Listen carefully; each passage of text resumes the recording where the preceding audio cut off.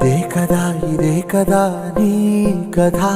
ముగింపులేనిదై సదా సాగదా ఇదే కదా నీ కథ ముగింపులేనిదై సదా సాగదా నీ కంటి రెప్పలంచున మనస్సు నిండి పొంగిన ఓ నీటి బిందువే కదా నువ్వు వెతుకుతున్న సంపద ఒక్కొక్క జ్ఞాపకానికి 100 ఏళ్ల ఆయువుందిగా ఇంకెన్ని ముందు వేచనో అవన్నీ వెతుకుతూ పదా మనుష్యులందు నీ కథ